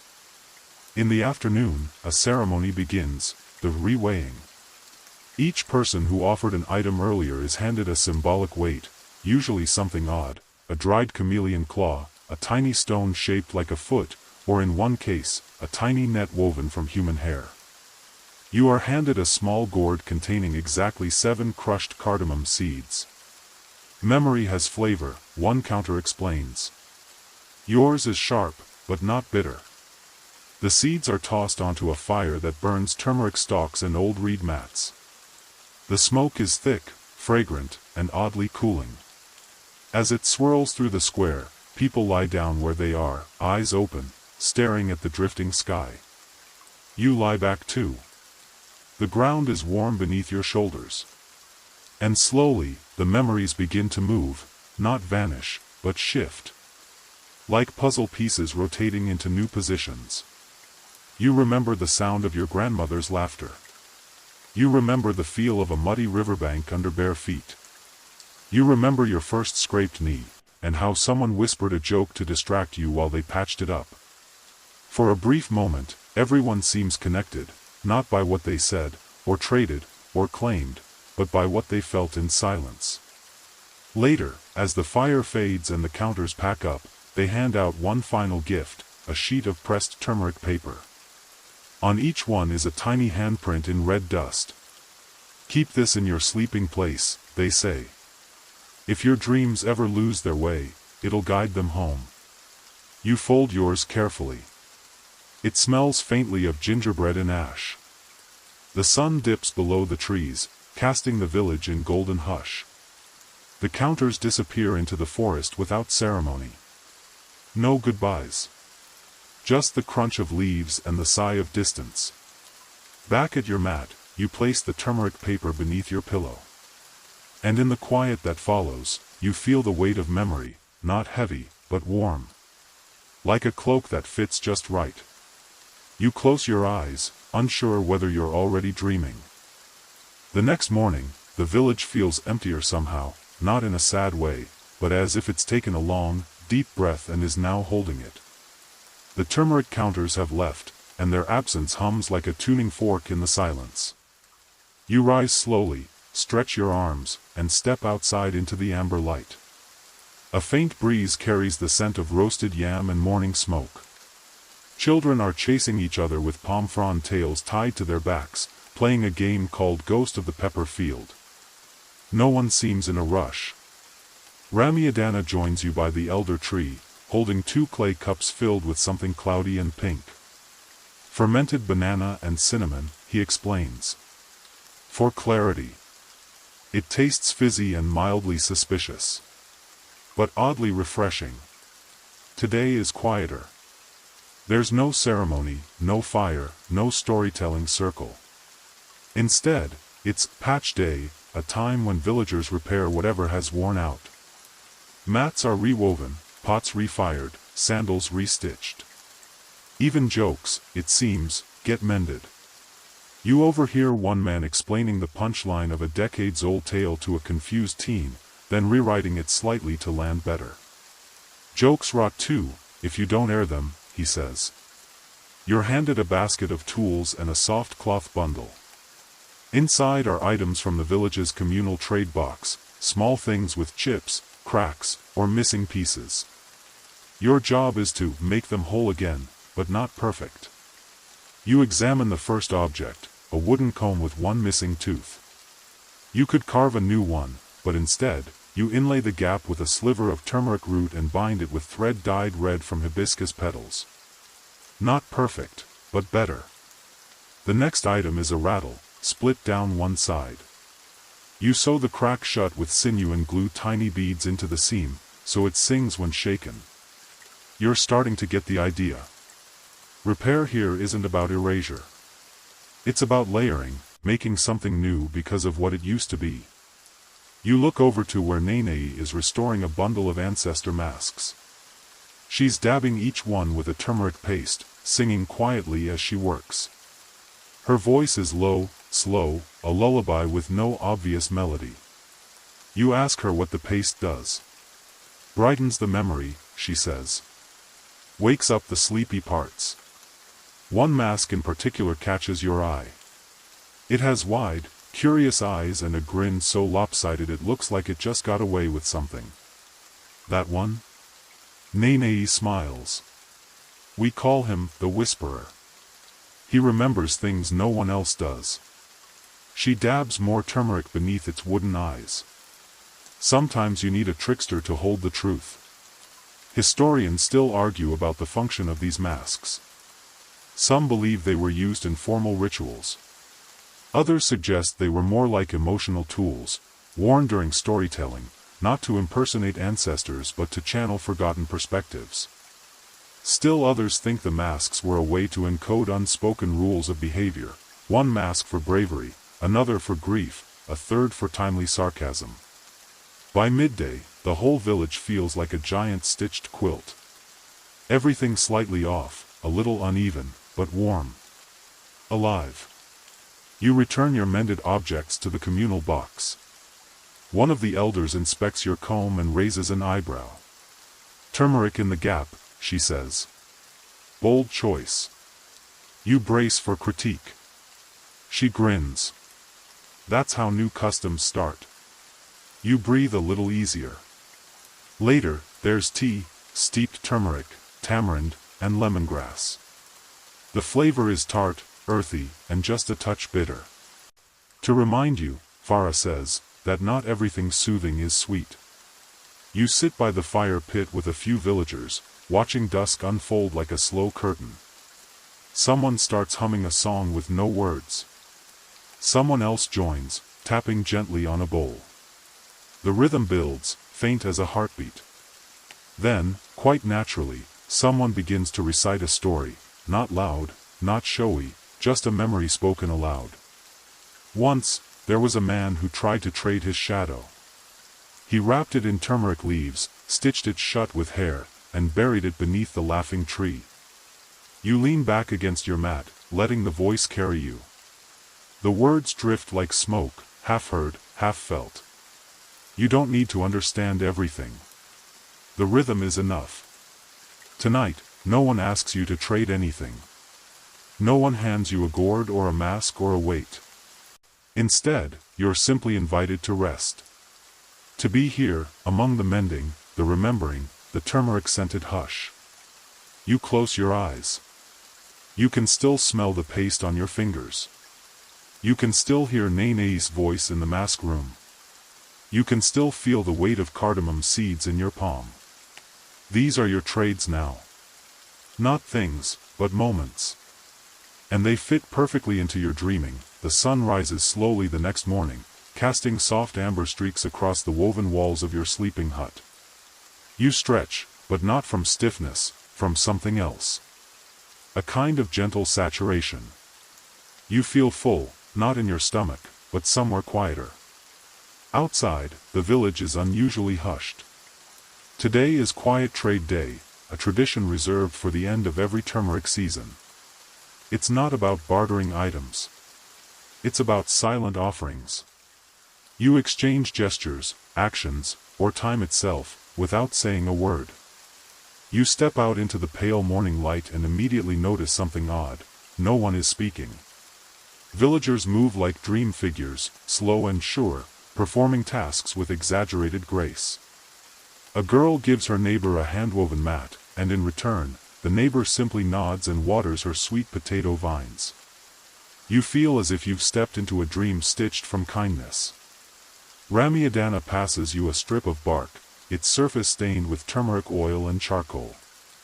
On it is a rough sketch of a banana tree, with 2 small feet drawn beneath it. He says nothing. Just hands it to you and walks away. You stare at the drawing, then glance at the big banana tree by the eastern path. 2 children are standing there, looking around. You walk toward them. One has a scraped knee. The other clutches a broken doll carved from cassava wood. You kneel, lift the doll gently, and repair it with the string from your waistband and a chip of dried ginger you find in your pouch. The child takes it back solemnly and kisses your wrist. No one says thank you. But everyone speaks. You begin to understand the rhythm of it. The exchanges happen in glances, touches, offerings. Someone places a turmeric blossom on your mat while you're gone. You find a bowl of coconut rice next to it, warm and fragrant. You leave a painted shell in return, tracing a sleepy spiral on the side. Historians debate whether such quiet markets ever truly existed in ancient Madagascar. Some say they're folk inventions, symbolic only, meant to teach children the value of kindness without prompting. Others believe they were real seasonal observances in isolated forest villages, when vocal activity was restricted for spiritual reasons, perhaps to reset the community's emotional climate. You're inclined to believe both. By midday, you're sitting by the river with Nene. She's cleaning old gourds with a soft, turmeric-scented brush. You mimic her movements, unsure why it feels comforting. Suddenly, without a word, she hands you a gourd and points to the stream. You wade in, fill the gourd halfway, and return. She dips her fingers into it, draws a spiral on your forehead, and then touches her own. The meaning is unclear. But you feel changed. Like you've been included in something both ancient and impossible to explain. Nearby, Farah is carving small animals from wood and placing them along a log. A crocodile. A lemur. A whale. Each one is painted with turmeric and ash, then left under the sun to speak to the sky, she says later, in whispers. As the heat softens toward afternoon, people begin lying down, right where they are. Under trees, in the garden, by the cooking pit. The village enters a kind of suspended animation. Silent siesta. You lie on your mat, the turmeric paper from the counters still tucked beneath your pillow. You imagine it glowing faintly, like an ember waiting to rekindle a memory. Around you, the quiet deepens. Not empty, but full of story. You remember the tooth necklaces. The turmeric weights. The laughter shaped like lopsided masks. The counters with their counting seeds.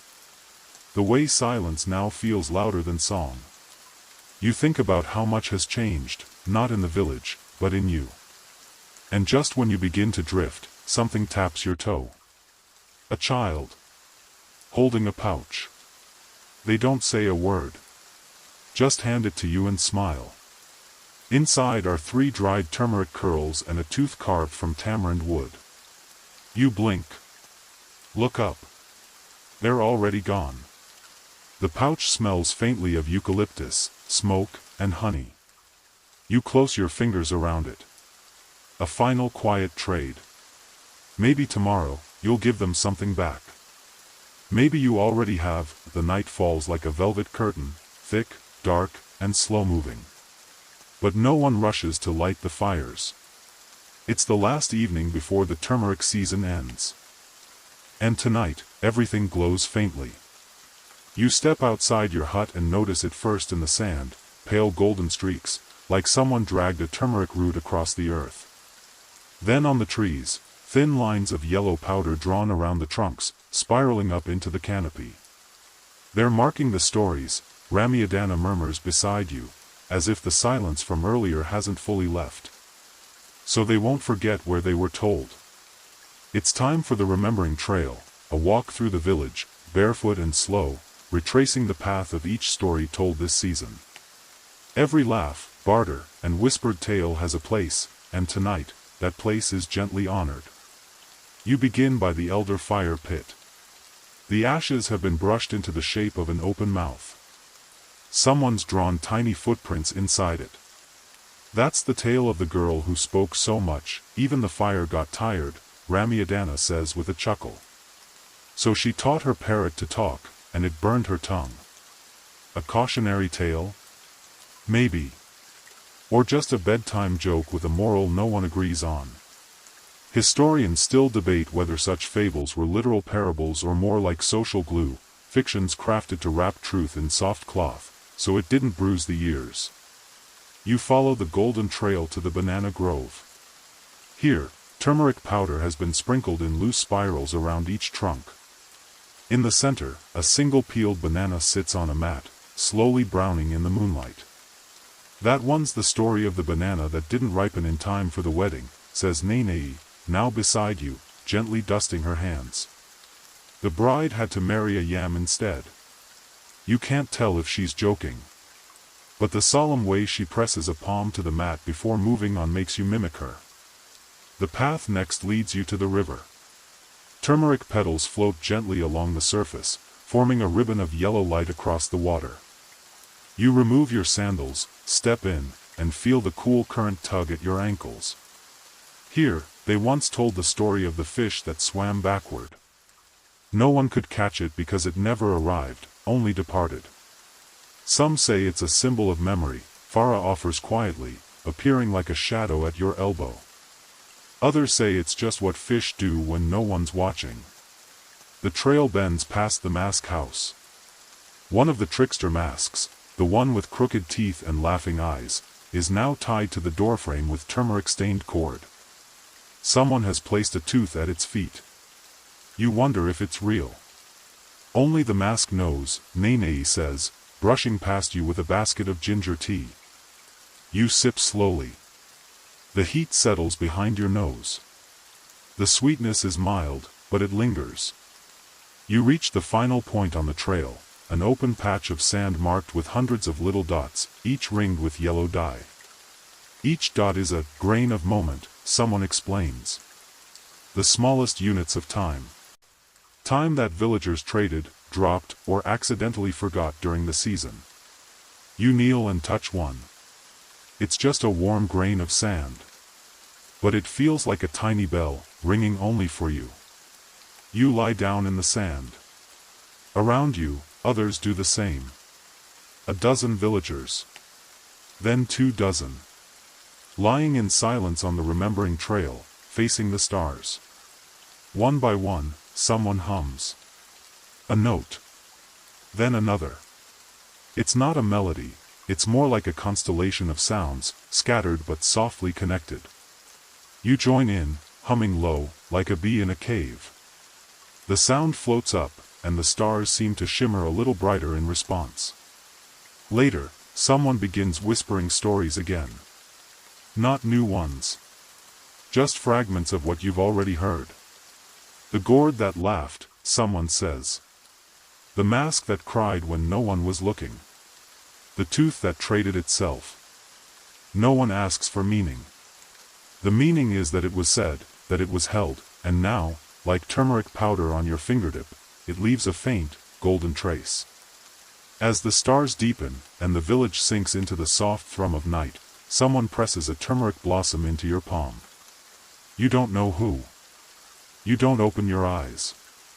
But you hold it there, breathing in the faint spice, and letting the scent cradle you back into sleep. By morning, the turmeric blossom in your hand has wilted slightly, its golden edges curled inwards like a sleeping insect.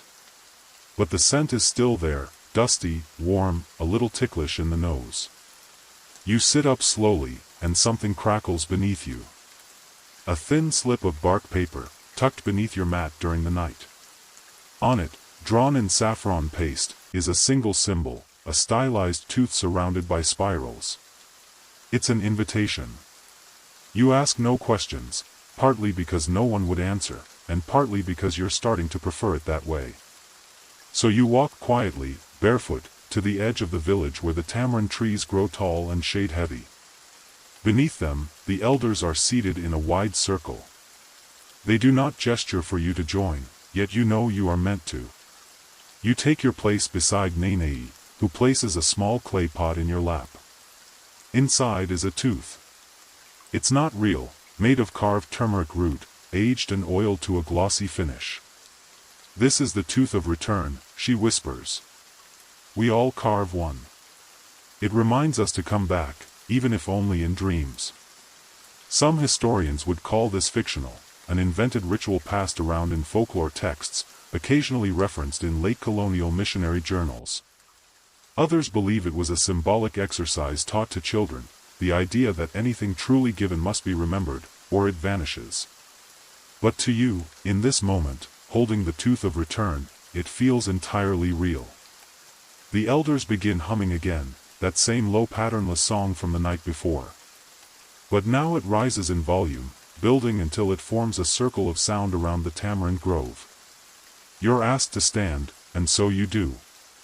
Then the eldest among them, a woman with skin like folded parchment and turmeric-stained teeth, hands you a long string made from braided fibers and dried orange peels. You've traded your time, she says softly. You've listened. You've laughed. Now, wear this tooth so your spirit remembers where to return. You bow your head as she places the string around your neck. The tooth feels warm. Others come forward now. Quietly, reverently. Each with their own tooth of return. Some carved from wood. Others from horn. A few glimmer with embedded mica, catching the light like fireflies in stone. You're ushered along a quiet path after that, one you've never noticed before. It winds behind the turmeric counters, past the old hut with the empty jars, and leads to the house of forgotten trades. Inside, it's cool and dim. The air smells of paper, dried banana leaves, and faint salt. The room is filled with shelves, each stacked high with peculiar items: broken hair combs, cracked beads, teeth both real and carved, dried herbs in dusty bottles, and dozens of folded leaf scrolls sealed with turmeric glue. This is where all the trades that were never completed are kept, Farah says from behind you. The promises people made but forgot. The things people gave without remembering why. It's a museum of forgetfulness. And yet, it feels oddly peaceful here, like a place where even lost intentions are allowed to rest. You find a little cubby with your name on it, or at least, a drawing that looks suspiciously like your face, with a tiny spiral for a nose. Inside is a scrap of cloth from your first trade, a piece of shell you gave to the child with the broken doll, and a speck of turmeric dried into a teardrop shape. You smile. Someone clears their throat gently behind you. You turn, and the elder woman gestures for your hand. She presses a final item into your palm, a tiny square of bark paper, folded twice. Inside is a joke, an old village riddle, scrawled in crooked script. What did the lemur say when he lost his teeth? You blink, puzzled. Then flip the paper over. He switched to banana paste and kept smiling anyway. You laugh, softly, but truly. The sound echoes off the quiet walls. And just like that, your time at the House of Forgotten Trades is over. You step outside, into the sunlight, blinking at how bright it feels. The elders nod once more. The turmeric blossom you were given yesterday has been strung above the door, now part of a garland that marks the end of the season. Tomorrow, the turmeric counters will be scrubbed and stored. The trading will pause for another year. But tonight, the fire will burn again. And you'll be expected to share a story. Maybe you'll tell them about this tooth of return. Or maybe you'll just say, once, I gave a shell to a child, and they gave me a memory. Either way, the village will listen. And the turmeric will glow just a little brighter. The sun settles itself over the horizon like an old mat rolled out for evening prayer. You sit cross-legged near the central fire pit, the tooth of return resting against your chest, and for the first time, the village looks different, not unfamiliar, but softened, like something just seen through the veil of memory. Everyone's waiting. Tonight is your turn to trade a story. There's no formal signal, no bell or drum or dramatic clearing of throats. Instead, the chatter fades gradually, like waves pulling back from a tide-pool. All eyes turn toward you, not with pressure, but with patience. You inhale the scent of roasting yams and smoked banana peel. Someone hands you a gourd of turmeric milk, still warm. You sip slowly. Then you begin. So, this isn't really about teeth, you say. Or at least, not just about teeth. A soft chuckle from somewhere. You've got them now. You tell them about the first time you saw a turmeric root being ground in the early morning, the way it stained the elder's fingers like saffron ink. You describe the little girl you watched trade her tooth for a cracked yellow doll. You tell them about the woman who barked at crocodiles and rubbed spice into her feet like perfume. And when you reach the part about the House of Forgotten Trades, the village stills entirely. A few heads nod. A few eyes close. I found a joke, you add softly. About a lemur and banana paste. There's a laugh, gentle, shared. The kind of laugh that tastes like honey after a long nap. Historians, if they could listen in, might dismiss what you're doing as unstructured oral tradition, a half-memory passed off as culture. But they'd miss the point. The Malagasy villagers believe that story itself is a form of trade. And what matters most isn't the accuracy, it's whether someone holds on to it. And they do. You watch as your story is folded into someone else's memory, like turmeric powder settling into woven cloth. The night deepens. Later, after the fire has dulled to embers, you take a short walk around the edges of the village. You notice a few changes, nothing dramatic, but quietly significant. Someone has redrawn the symbol for deer on a trader's hut. A little girl has stuck a tiny carved tooth into the branch of the communal music tree. The food seller has tied a turmeric-stained rag around her wrist, perhaps in tribute, or maybe just because she likes the color. You find Ramiadana seated on a low wall, staring up at the stars. He pats the space beside him, and you sit. "You spoke well," he says. "You traded truth for comfort. That's fair." You ask if anyone's ever tried to sell a fake story. "Oh, plenty," he says with a grin. "But the village always knows. False stories don't echo. You tell one, and it dies right there in your throat." You nod, considering that. There's a pause. Then he pulls something from his satchel, a little packet wrapped in soft bark. "For you," he says. "End of season gift." You open it carefully. Inside is a single clove of preserved garlic, a folded paper leaf with a short phrase in Malagasy, and a tiny chip of yellow rock. You turn it over. "It's the first turmeric ever traded in this village," he whispers. "Or so the story says. Might just be a stone from the river. And that's the beauty of it. It might be. It's not about certainty. It's about carrying the story long enough that someone else wants to hear it again." You close the bundle gently and tuck it into your pouch. The wind is light now, rustling the tall grasses along the outer paths.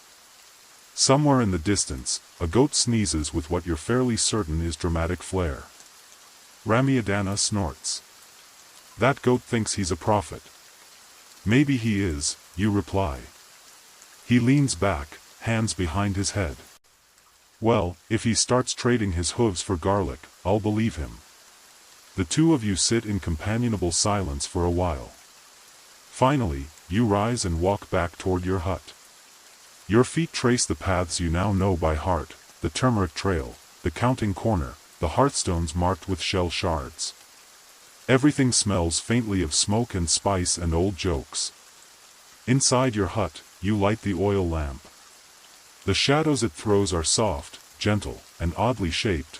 One looks like a banana, the other like a crooked smile. You smile back. Before sleep, you hang your tooth of return beside your mat. Not because you fear forgetting, but because remembering now feels like a privilege.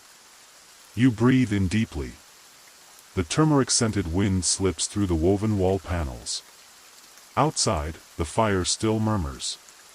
Someone is humming again. And somewhere in that song, you recognize the echo of your own voice. The sun hasn't quite risen, but the sky glows in pale indigo, and the rooster, who insists on crowing at precisely the wrong hour, makes his final off-key declaration. You rise without needing to be told. Something in the air tells you it's the last day of the turmeric season. And so, like everyone else in the village, you get to work. Today is not a market day. No trades will be made. Instead, it's a day of quiet tasks, cleaning, winding down, and tucking stories away like clothes for another season. You begin by scrubbing your spice mat. The turmeric stains don't come out, of course they don't, but the act is symbolic, and besides, the yellow is cheerful. Then you help gather the remains of yesterday's offerings, wilted flowers, broken husks, bits of banana peel. These are not thrown away, but scattered carefully under the hibiscus bushes, to flavor next year's gossip, as Farah puts it with a wink. Children run past with empty baskets, chasing a lemur who seems entirely too pleased with himself. You see the same carved doll from earlier, now missing an arm, but wrapped in a new turmeric thread sash. It's been traded again, it seems. Probably for a story. You pass Nene, who is pressing turmeric paste into the seams of a cracked cooking pot. "Just for the color," she mutters. "It won't fix it, but it'll make it beautiful." And there it is again, the idea that memory, like turmeric, doesn't need to heal something to be useful. Sometimes, it's enough that it stains. As the morning unfolds, the villagers begin the closing procession. Everyone holds something from the season: a carving, a note, a tooth, real or imagined, a joke written on leaf paper, a faintly ridiculous drawing of a goat playing a flute. You fall into step beside Ramiadana, who's holding a dried banana chip shaped like a crescent moon. It was supposed to be a medallion, he explains. Didn't quite work out. But now it's a snack and a metaphor, so. The procession winds through the turmeric counters, now folded and stacked, and past the shrine of laughing ancestors, a small wooden bench covered in satirical masks. You remember what the villagers told you early on: the ancestors don't like sadness. If you cry, they want it to be from laughter. At the final bend of the path, the procession stops. A shallow hole has been dug into the earth, lined with clean bark and a sprig of lemongrass. This is the end basket. Each person lays their object inside. Not to bury it forever, but to pause it, like putting a bookmark between seasons. You step forward. From your pouch, you pull out your joke. The lemur. The banana paste. You hesitate, but only for a moment, then add it to the pile. Ramiadana gives a soft nod of approval. The pile isn't sad. It's cheerful, somehow, a bundle of memories taking a long nap. The hole is covered, marked with 3 yellow stones. Next year, it will be reopened, and the stories remembered. Unless the goats dig it up first, Ramiadana adds helpfully. They have no respect for metaphor. As the villagers disperse, the light grows brighter. You're invited to the communal meal, not for trade, but for sharing. Platters are set out, sticky rice shaped into sleepy animals, turmeric-infused plantains, coconut shavings dyed yellow with flower pigment, and a strange but delightful pudding made from mashed yam and boiled laughter root. You're told not to ask what laughter root is. You sit beneath the tamarind trees, the same place where you received your tooth of return. Someone passes you a cracked bowl filled with memory milk, coconut water, turmeric, and just a dash of dried cinnamon bark. The texture is questionable. The taste is oddly familiar. You'll miss it when it's gone, Nene promises. Probably. After the meal, there's a brief ceremony, more of a formality than anything else. The oldest villager, who may or may not be older than the island itself, blesses the turmeric fields with a whisper. She doesn't use words you understand, but her voice feels like a song hummed into your bones. Then she sneezes. Turmeric in the nose, she says flatly. Every year. You help pack up the last few jars and mats. No one rushes. There is no urgency. After all, the turmeric will return. And so, too, will the stories. That night, you lie down beside your now empty pouch. The tooth of return is back around your neck. You touch it absently, half asleep already. You wonder what you've traded, really. A few words, a few jokes, a few toothless observations. But in return, you've been given a village. A story. A place in the season. And as your breath slows, and the wind moves through the tamarind branches in a rhythm that sounds suspiciously like snoring, you understand something quietly profound. This wasn't just a story you visited. It's one that now carries you. Morning arrives like a secret whispered into a dreaming ear. You don't remember falling asleep, but here you are, wrapped in a thin woven blanket that smells faintly of turmeric, lemongrass, and stories. The light is soft. The world, for once, feels unhurried. Today is your departure day. But nobody makes a fuss about that. In fact, Ramiadana tells you cheerfully over breakfast that departures are treated exactly the same as arrivals, with a smirk and a hot drink. You're handed one last bowl of turmeric milk, this time with a shaved sliver of ginger floating like a tiny yellow canoe. It's stronger than usual. You cough. Nene claps you on the back. Good, she says. Means your soul's awake. You're not sure what that means, but you believe her. The villagers don't gather to wave you off. That's not their way. They believe farewells chase stories away. So instead, you slip quietly through the turmeric gate, still slightly crooked, still held together with yellow twine and good intentions, and begin your walk along the ridge.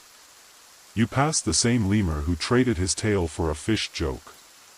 He eyes you suspiciously, then steals your last banana. Fair enough. The path curls down through the singing grass, past the old banyan trees, and toward the broad plateau where traders once met under umbrellas made of dried breadfruit leaves. You remember the first day, your confusion, your doubt, your incredibly unfortunate attempt to sit on what turned out to be a termite ceremonial mound. You've come far since then. Even your sandals know the way now. You reach the edge of the memory cliffs and pause. From this height, you can see the village, the spice huts, the laughter shrine, the garden of sleeping pots. It looks small from here. Tidy. Like a memory arranged on a shelf. You smile. The wind lifts your hair, and for a moment, it smells like smoke and turmeric and something else, something old. You reach into your pouch. There, wrapped in soft bark and dried banana peel, is your tiny piece of yellow rock. You place it carefully on a flat stone near the cliff's edge. A trade. Not for goods. Not for gold. But for the right to return, someday. You step back. The wind catches your sleeve. Below, the village hums quietly. No fanfare. No trumpets. Just the steady rhythm of life continuing, turmeric-stained and story-rich. You begin your descent. As you walk, you carry with you the oddities and certainties, the strange rituals and unforgettable meals, the sound of laughter under a starlit roof, and the way stories curl like steam from a boiling pot. Historians still debate whether these Malagasy turmeric villages existed exactly as described. Some claim the teeth for turmeric exchanges were symbolic. Others believe they were medical. Still others insist they never happened at all, that it was a metaphor, a folktale woven into trade records by bored scribes. But you know what you saw. What you lived. What you traded. And most of all, what you now remember. So, as the trail fades into the hills and the sounds of the village become a distant melody, one thing is certain. This story isn't over. It just needs to rest a while, and now, as you settle deeper beneath your blanket or sheet, let your breath slow to match the quiet rhythm of that distant village, the low crackle of a cooking fire, the occasional whisper of a passing wind through woven thatch. Picture the turmeric-stained rooftops as they fade into the soft, honey-colored twilight, the spice jars being tucked away for the season, the last bowl of memory milk sitting half-finished on a wooden step, still warm from the sun. You're no longer walking now. You're resting, somewhere between story and dream. The villagers are turning in for the night, too, Nene snoring softly beside a crooked broom, Ramiadana muttering something about lemurs in his sleep, and even the rooster, yes, that rooster, nestled beneath a blanket of feathers and dusk. Outside, the stars are peeking through the haze, one by one. The wind brushes over the hills like a lullaby, carrying with it the faint scent of turmeric and stories too shy to speak. You don't need to remember every detail. The memory is already yours. Just like the chipped yellow rock resting on that cliff, left behind not as a goodbye, but as a promise. So close your eyes. Breathe in. And let the story rock you gently, slowly, into sleep. Where you just might dream of a village that trades teeth for turmeric, laughter for milk, and silence for rest. Sweet dreams, friend.